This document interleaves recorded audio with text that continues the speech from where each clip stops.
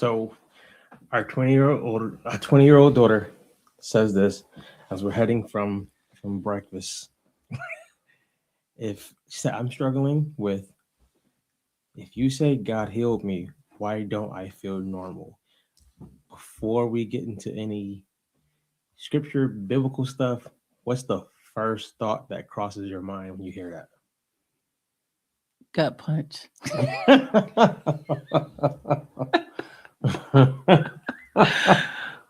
Gut punch, man. Gut punch. I think my first reaction was Mm. it wasn't the gut punch. It was more so this is somebody who would serve God honestly. Mm-hmm. If you ask a question that it makes sense, but Yep. I think the second, what was your second thought after the gut punch? Yeah, because the gut punch was a that was just a personal like dag. My second thought was like, this is an opportunity. I was like, there's more processing that needs to happen outside of my own head, my own heart, and my own therapy session. I'm like, oh, okay, it's time to have this conversation. My second thought honestly was we get to be parents who actually can either continue confusion for this person Mm-hmm. or parents that say, hey, let's hold space and let's actually see what's actually happening. That's a real it's a real thing. So let Mm-hmm. me give you guys a little story of what was happening. We were coming from breakfast, right? And we had noticed at the breakfast table that some of the mannerisms from uh, our oldest to our youngest, they weren't as Christian like. And we at first Jamaica checked it, and we were gonna leave it because she started saying like, "Oh no, okay, I hear you." Like when you're like younger, and your parents or something, you'd be like, "Okay." Like in your head, you probably be cussing them out or saying whatever. And I Mm-hmm. was like, "No, let's understand why it's happening." So that led to a series of questions. Shout out if you don't have parents who are saved, you probably can get away, or parents who are not saved and want to actually get to the root of stuff. You probably can get away with a lot of stuff because that conversation could have ended, Yeah. and that would have been it. Mm-hmm. So we're driving somewhere and um we're asking questions about socializing and things like that. We're bringing up that she has autism and she has ADHD. And her thought was, because it wasn't like, probably explained in a different way or just highlighted, was you said I don't have autism no more, that God healed me, so Mm-hmm. why do I have the effects of an autistic person? Mm-hmm. And it was a moment from that we didn't know the breakfast was going to go from. Isn't that how they do it though? It was needed though because we got to see like what's in this person, what is this person thinking, our Mm-hmm. daughter, what is she thinking, and let's address it. So you get the gut punch, Mm-hmm. I get the realization like, oh Jack, we cannot ignore this, Right. nor should we, because this could be a beautiful moment even if it's 5 years from now. Yeah. This could be a beautiful moment. But what do you think first as a Christian, and then what do you think second as a mom? Well, I think, well, for context though, unless you watch some of our former videos, you might not know that we had a daughter. She was diagnosed on the autism spectrum at 3. She's now 20. I was a single mom for many years before I met Drew, or he met 12. me or found me. 12. 12 years. It's a And long so, time, yeah. right. And so Drew came on into our existing life, myself and our older daughter. And what's the laugh about us?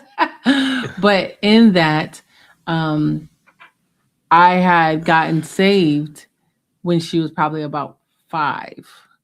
Um, and I had gone through, a lot of training and understanding in the ministry of deliverance, which is something, a call on my life that God has put in my life, or a ministry, I should say, on my life, which is a part of the call. And so I got really entrenched in deliverance and healing ministry for a long period of time. Now, I I say that because, like many, I'll be honest, when you get engulfed in one area, everything becomes about that thing. Get blindsided. You get blindsided. And You so, get tunnel vision. yeah. And so, some of the effects of her diagnoses um, just became about deliverance for me. And it became about healing for me. I didn't know that part. Yeah. It was like, well, I wrote a book too. I It read is the book, but finished. I didn't know that. I didn't know that part was which was what Yeah. led to her. Are you saying that to her? Yeah, because it's like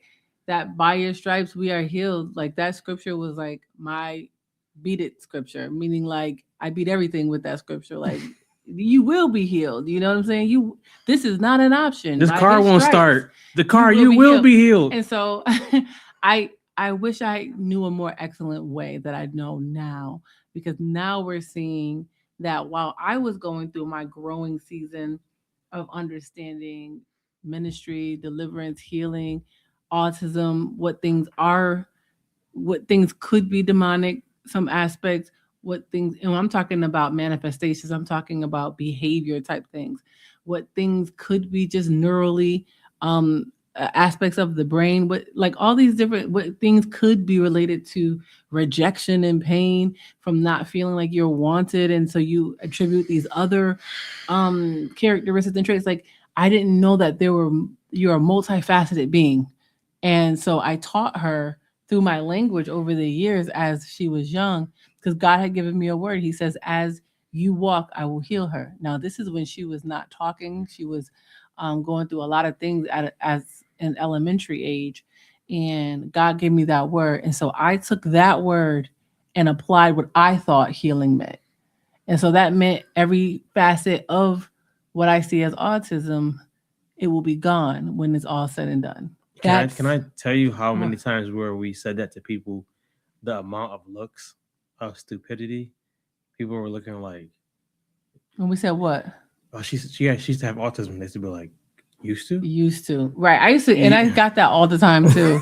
They would tell me, oh, autism is not curable. And I still to this day, I mean, I would say, I get what you're saying, but we walk in our faith. And I think we were both wrong, honestly. I think because there are aspects that I know he has healed. And it could have been only him. Like there's so many things that I know only him could have healed, but he did not change her brain design. And that is the piece where it's like I realized I wanted him to heal what I felt was abnormal.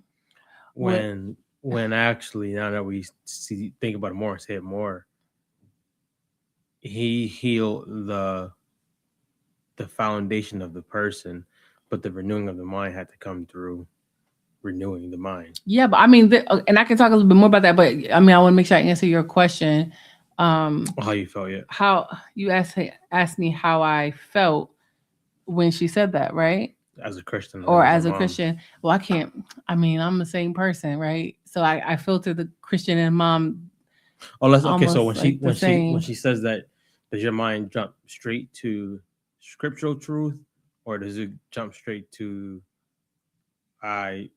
I may have let my daughter down type of thing? Oh, definitely. Like I may have let my daughter down. Okay. Or I never brought her up to speed, because like I now know that the way that I was handling it and saying God is going to heal you, don't you worry about it, God is going to heal you, that has become a boomerang now of her own faith. That now was like a barrier, because she was like, okay, is he real or not? Like I thought you said, like, why? The reason it came up because we were getting additional services in her adulthood. Now she's an adult, can articulate her own thoughts and her own free will, and she's like, I don't want to get this service.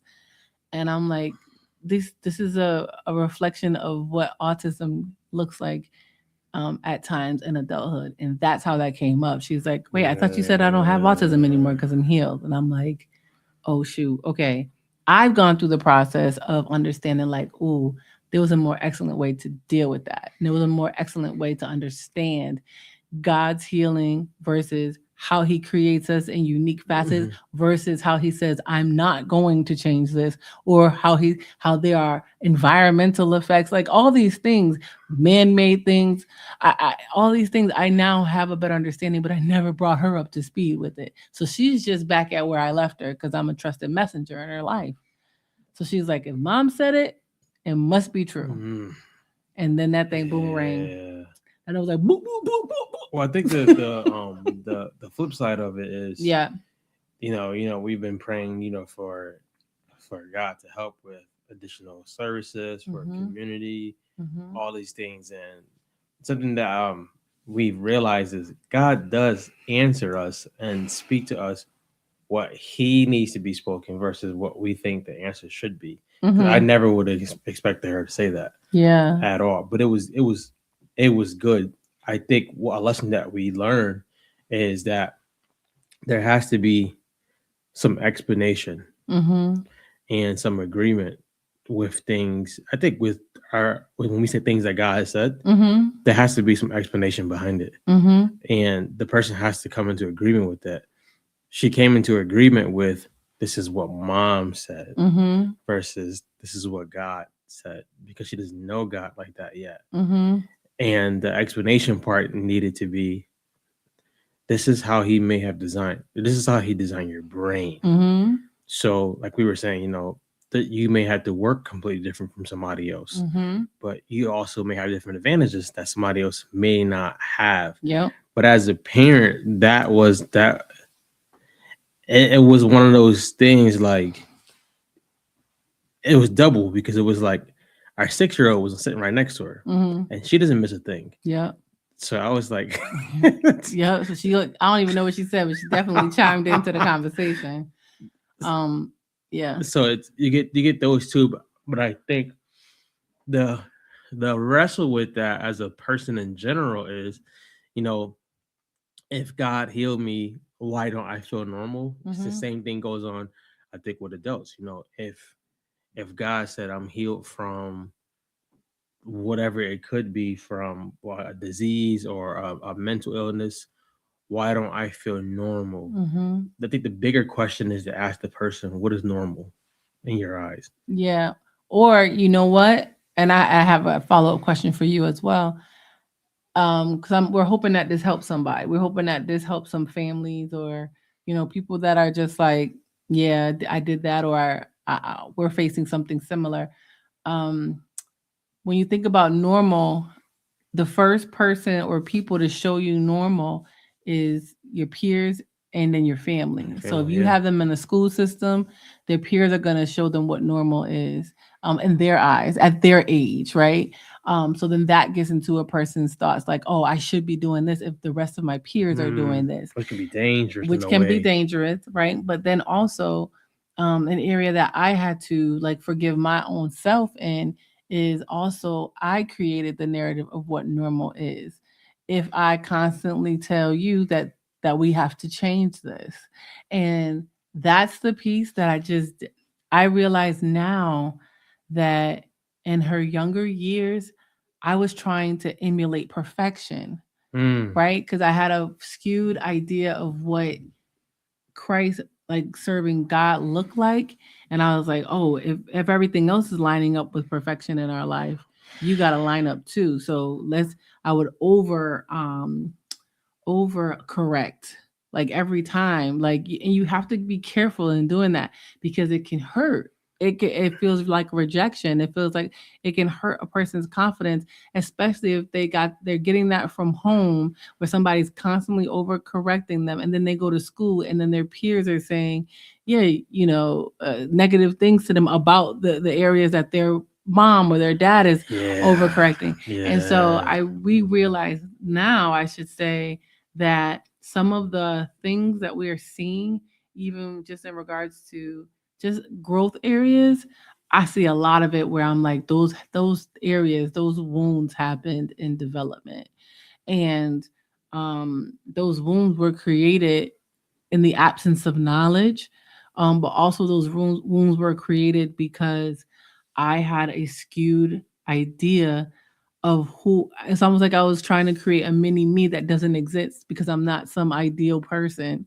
But I was like, if she don't do it like I do it or how I did it, something is wrong. I think that's generational though, where people you just try to recreate your norm Yeah. uh for them. Before I go ahead, what was the question you got? No, I was gonna ask, and hopefully it helps somebody. Like as when we were dating, like how would you have felt knowing more of, or did you know about her diagnoses and what that meant, or um, how would you, well, how would you approach that in dating if you had to go back?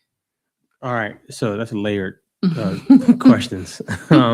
First I would have first I didn't know. So when I met her, you had said she was healed from autism. Mm-hmm. So my idea going into it was this is a past thing that has been dealt with. Mm-hmm. Like so, the area I'm from, like I've seen people like get healed and these big type of miracles. So I'm like, oh, she's all right. She's good. Mm-hmm. Um, and then when we got married, that's when it was like, oh, this is it's just a lot of new. It's Mm-hmm. like new husband, new father to a child with special needs. Mm-hmm. So it was a lot of new. So thinking that she was healed, Mm-hmm. I didn't think anything would be different. Mm-hmm. I just thought we're gonna be raising a 12-year-old together Mm-hmm. and such and such. Looking back in the dating process, Mm-hmm. I would have probably done three things, and this is for somebody, especially guys who are getting into a blended family, or a woman who's dating a guy that has a kid and you don't have one. Number one, I would have dated the child also. Mm-hmm. So I would have been like, hey, we go on a date one week, the next week, me, you, and her Mm-hmm. go so that we can see different aspects of the person Mm-hmm. and not just go eat. Yep. Like, let's go do activities to see how this person actually processes and things like that. Um, so I would have dated the child also. The second thing is I would have probably aggressively found like somebody who's dealt with kids with special needs Mm-hmm. and get mentored Okay. because I was just walking into just so much new stuff Mm-hmm. and I didn't have a mentor in any of those areas. Mm-hmm. So it was like, yeah, you about to learn how to be a husband, a dad, and a dad with special needs at the same time. Yeah. That and then thirdly, I would have I noticed this when I was gonna propose to Jamaica. Mm-hmm. I asked her mom, I asked her dad. And when I went to the house to propose to Jamaica, she didn't have an idea. I gave Anaya a card. Mm-hmm. And I was like, hey, this card, I'm going to propose to your mom. Give me a hug if you're okay with it. Mm-hmm. I didn't know she didn't read it. Okay. She just looked at the card and put it in her room. Okay. So you probably didn't notice. I was standing next to the couch for a little while, like, is she She must not approve. so I'm like, Okay. so I'm thinking like, so if I was dating the daughter, Mm-hmm. um, with the mom, then I would have known. Oh, this is how she. Okay. The way you're giving this information is not Mm-hmm. how she's gonna react to it. Okay. Because that was like a lot of information probably for her to just process Mm-hmm. at that minute. Yep. So I ended up proposing to Jamaica, of course, but I would have that third one would have been sitting and asking questions. I would say with Jamaica and somebody who has somebody like a mentor, somebody together who knows about how to father a child with special needs, Okay. because that's it was just so much new. Mm-hmm. With that being said, also just blended families in general Mm-hmm. are challenging, but the special needs one was definitely one. So I would have changed those things. I think it would have made the first couple years smoother, Mm-hmm. and it could have given us more tools. Mm-hmm. This is your first time now parenting her with somebody in the house now. This is my Mm-hmm. first. This I'm now coming into her arena, and I think we did a disservice with that with her, where it's Mm-hmm. like, all right, Drew's moving in. it's like Right. it's like whoa, After the wedding. it's after the wedding. It's been me and mom Yep. for a while. The thing that hits me though when she said that is I don't think God minds us wrestling with truth Mm-hmm. and wrestling with questions like that Mm-hmm. because there've been times that we probably have asked within our own selves, thought you healed her. Why is this still why are these things still an issue? Have you ever thought that or Oh yeah, that's where I think that's where the not I know that's where the correction came from because I have gone to him multiple times, like but because again like she's done major things, has gone to she's a college graduate, like she's done a lot of amazing things. She's a chef. She's incredible, right? At the things that she has accomplished that I was told she would never accomplish, honestly, and so. But there were times where I now see in hindsight where I'm like there was a lot of supplementing that happened. what do you mean? Just meaning like running when I would run up to the school, right? When I would drive up there because the roommate situation or the discomfort or the Can we talk about that? I I want to be think mindful because I want to protect her privacy as well. well, I mean, But yeah, what do you mean driving up to the school? or I mean, I think people think that you pray it, he says something, mm-hmm. everything changes at that moment. Well, I think so. I mean, in any child that's even atypical, right? When you go off to college and stuff, like there's gonna be times that you're gonna have to support them. Like Hmm. they're in a new environment, new situation, but it got heightened when she went into a very new atmosphere compared to knowing who was at her high school, knowing who was, across the street, and when we brought her out of that comfort, then we started seeing like, oh, wait a minute, something's still going on here. And that's when I was like, what's up, Lord? Did I get this? Seriously, I was like, what's up? Did I get this I'm gonna wrong? pull her Remember, out. I was like, I'll take her out because this is, I don't know what's happening. That's when And two are better than one starts to help. starts to help, right? And I just went and asked him, like straight up in prayer. I'm like, "What's up? I done wrote the book. It is finished. What is going on?" And we ain't seen no, because everything that, because there's with autism, like right, is a first of all, it's a spectrum, but also there's certain qualifiers that are consistent whenever somebody is diagnosed on the spectrum, and some of those major facets like sometimes there's delays in intellect in certain areas, in primary areas, right, like language or some, not most times not math, but like reading comprehension, certain Hmm. things. And those things are there used to be a deficit at elementary school. It was almost like every year it was 2 years behind, but then all of a sudden, like in middle school, it just caught up and just kept going. And it was like, wow, she's on age appropriate in every single aspect. So I'm like, that to me is like, wow, God, you did that. You helped. And also the supports that he sent. Like there's ways that God has healed that I didn't acknowledge when they weren't miraculous. Like having a specific type of therapist that was there Okay. that literally was filled with God. You know what I mean? And would say, no, you know what I'm saying? She would help in a different way or understood and would help her. That's also aspects of healing because those things started training her mind to be able to understand and Mm. to accept. And so I say all that to say like I did have that encounter with him, and he's like, I'm not gonna change who I made her. I did what I said. And I'm like, oh, so you did what you said. So it's like, well, what is this? It's called parenting. It's called it's called it's called unconditional Do you love. think because, like we've always seen, Mhm. when she turns this age, Yes, but also we've always seen that 18, we done. Adios, that's the right? worst advice ever. Ever. It's Like, the worst advice ever. But also, I also realized I compared her 18 to my 18. When I was 18, I was living, I think I was at 19, I moved out on my own, like had my own car, had two jobs. I have had two jobs pretty much since I was 16. So I was comparing my life and my walk to this is how you're supposed to be. Where's your jobs? Where's your car? Where's your, where's your independence?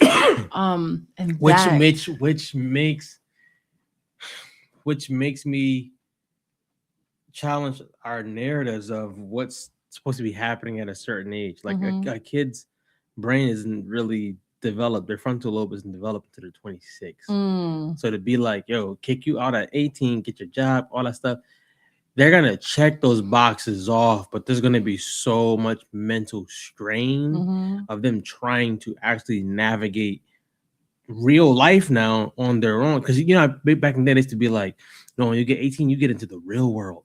But so also you want to throw me out into the real world Mm-hmm. without getting me into the real world and acclimating me. And you're like, no, we did that all along. You'd be like, no, you really didn't do that. School did a lot of teaching Mm-hmm. to this person, but not real life training, Mm-hmm. parenting, so to say.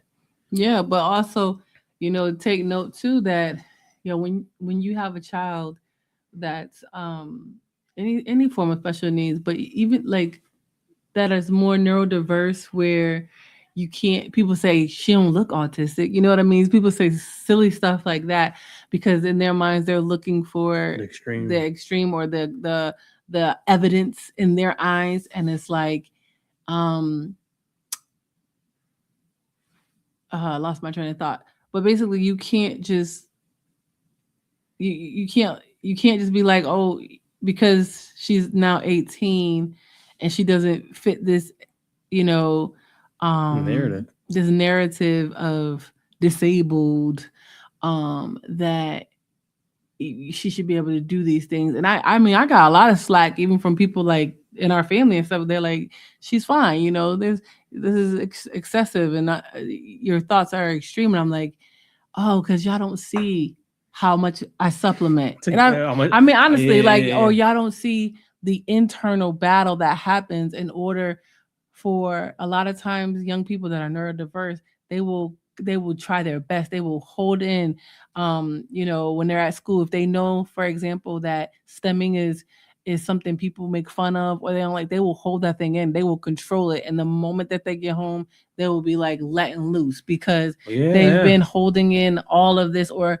working so hard to try to Or gain, be normal. yes, in their eyes, to be normal or to gain connection with others that they've suppressed. Like it's like pretending the whole day. That's honestly what there's a not a therapeutic. There's a term for it that Uh-huh. when kids are suppressing that long, the Mm-hmm. first thing they do when they get to a safe place, which is usually home, Yep. it all It comes all out. comes out. And then they get home. As soon as they get home, yeah, 30 minutes till you gotta do these chores and Right. Right. I was gonna say too, I'm sorry, I had lost my train of thought, but it came back to me that with all of that they're suppressing, so sometimes you're not even dealing with the symptoms of particularly autism anymore. You're dealing with the symptoms of trauma trauma. because they've experienced trauma. Being bullied is trauma. You know what I'm saying? Or hearing Yeah. false narratives, or being compared to others, and then you think of yourself and you start having negative conversations with yourself.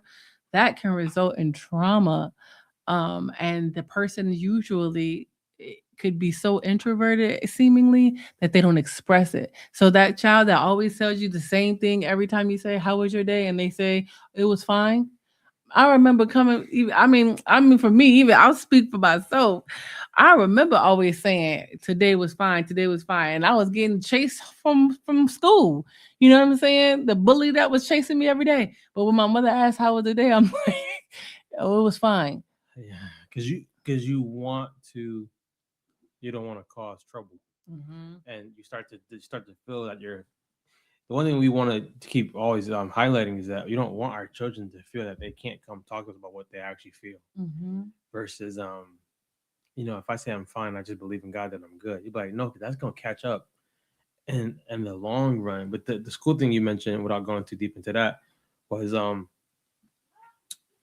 you had mentioned before you was nervous when she was going to middle school Mm-hmm. and then high school Mm-hmm. and then leaving high school to go a couple hours away. Mm-hmm. That Cadillac that we had at that time saw that road. So, man. So this is I call this fighting for your kids. Like fighting for your kids. Like there were multiple times you just go or you worry, stress, think Yep. like, if I don't get there, she gonna give up or such and such. Remember that time? Tell us his goodness. Yo, I'm gonna tell the truth because you when you just don't know till you know. I remember that time because, like I said, I was a single mom for 12 years. Okay, that's a lot of time being primary parent. Okay. Keep pin it because I want to come right back to that. That's why I said I would have dated the child Uh-huh. because I didn't recognize until I had recognized a couple weeks ago.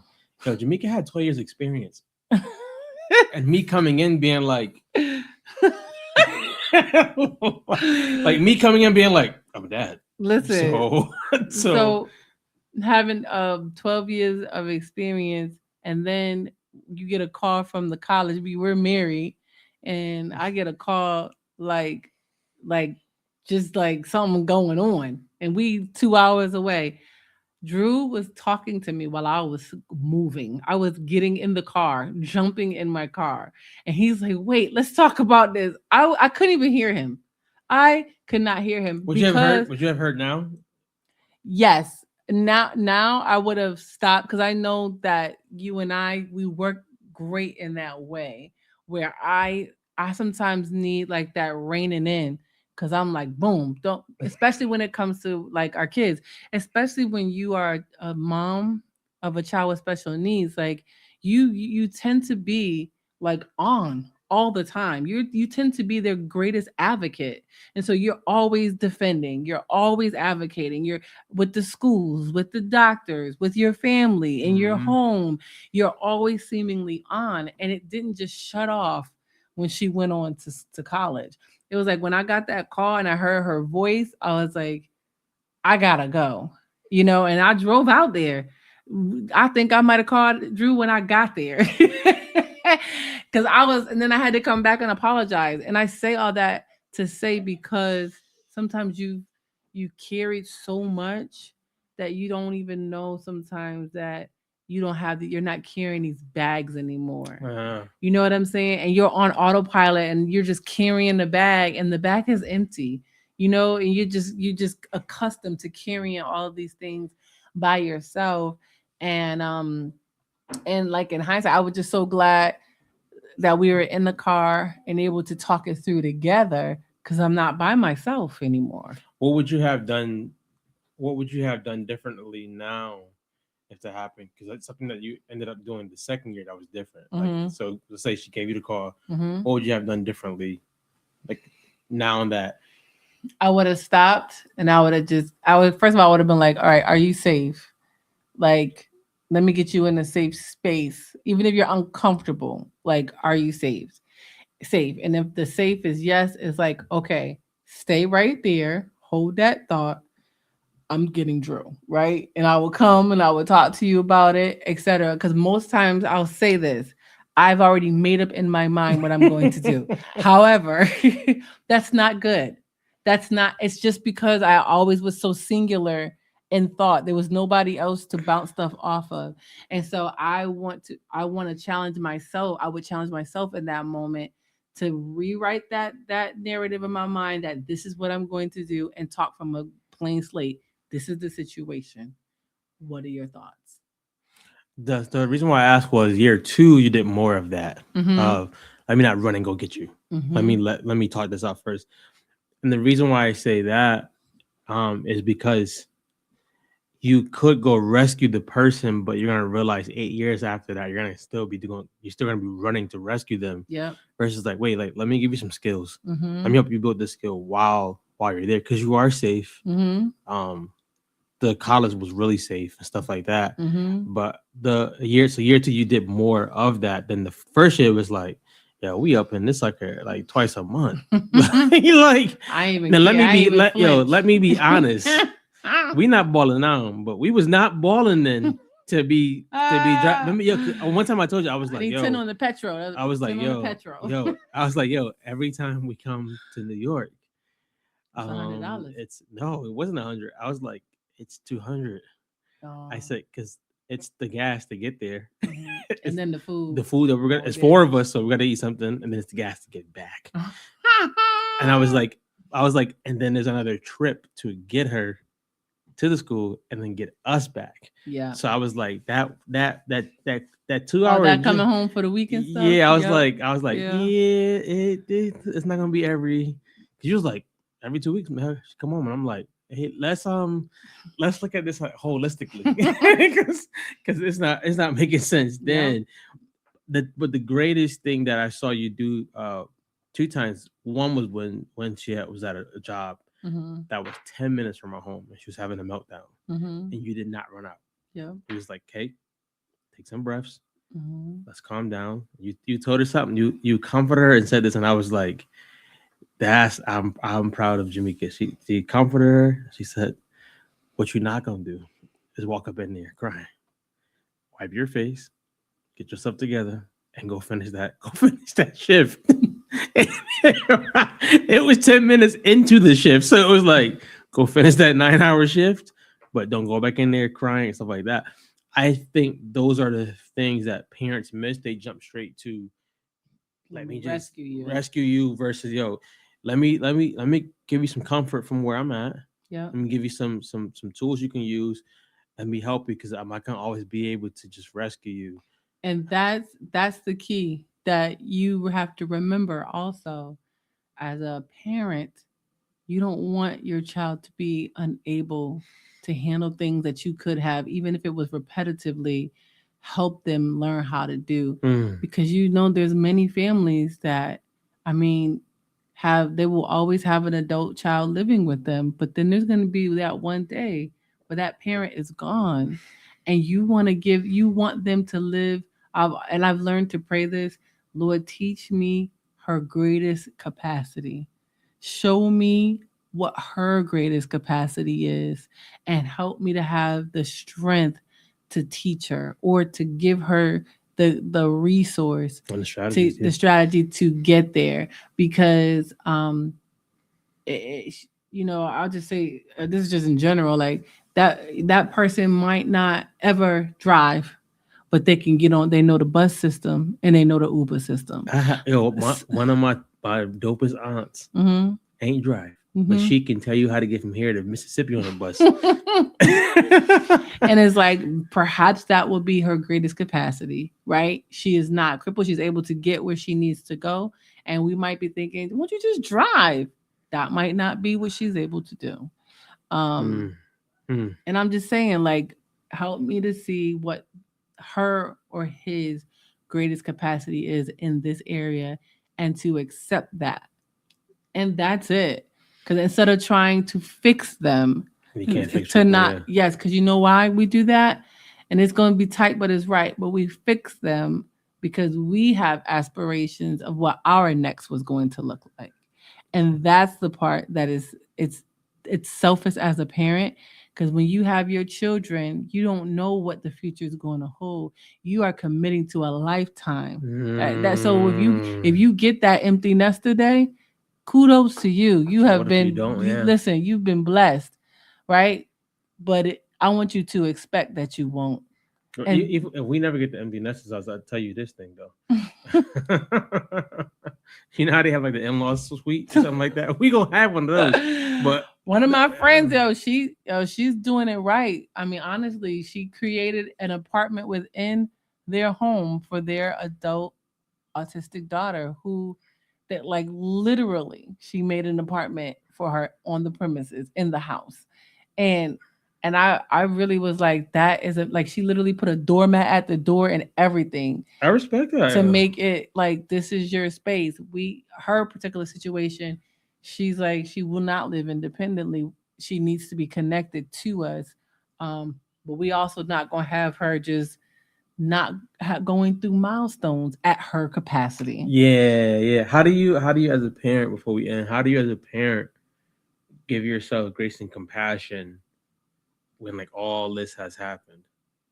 Or even after that, after she said that, how did you like go back into a place how did you go to a place of like, let me give myself grace and compassion versus condemning myself?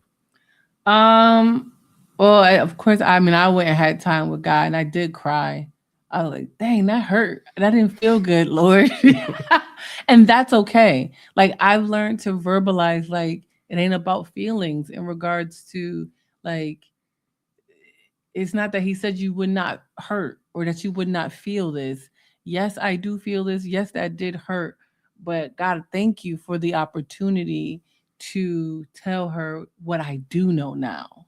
You know what I'm saying? Mm, And that's development and growth. yeah, so I mean I went through a couple range of emotions, and you have to be okay with that too, because yes, when you have a diagnosis, yo, you grieve, and a lot of people struggle with that too. They actually many times will feel like they are bad parents for grieving, and it's like no, you're grieving the ideal of what you thought it would be, and so go ahead and grieve that thing so it can die, and then you can now prosper and walk in your truth, the realities of life. And that will help you if, instead of you sitting here, keep trying to make your ideal situation. I'm gonna have a son, and my son gonna look like me, dress like me. He gonna wear this. He gonna do this. And then your son comes and he has a unique ability or a disability, as some people say. And then you're like still trying to make him become who you who you in your mind said, this is why I had a son. No, that's Well, not why which you is had a which son. comes back to you're idolizing your own fantasies, and it's actually God welcomes us coming back to Him to grieve that stuff and bring this stuff back to Him. Mm-hmm. Versus, I thought it needed to be this way, and then Mm-hmm. you don't realize you step into the place of being God, That's it. and that's an ugly place. But the grieving part, Mm-hmm. the grieving part is healthy. Hey, I really feel bad because of this, and there's been times me and Jamaica have had our private talks about certain things like that, and then releasing it. But Mm-hmm. I'm not in control over her, Yeah. like, or my kids or your kids. Like, we're just managers Yep. We just that just live managers. with them every day. But we're not owners No. of them. If you don't release that, you will beat yourself to the death Mm. trying to make them a mini you. Mm. Well, thank you for loving us, hon. Yeah. So that is that. Couple quick announcements to make.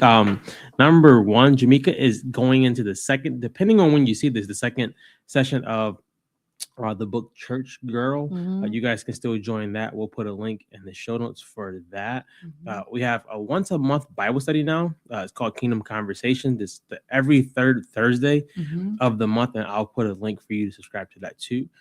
But besides that, our goal is to just share real life stories, real life experiences. So you're growing as we grow. Yeah. So like, share, subscribe, do all of that stuff so that we Oh, can keep bringing you this amazing content. peace out. See the phone?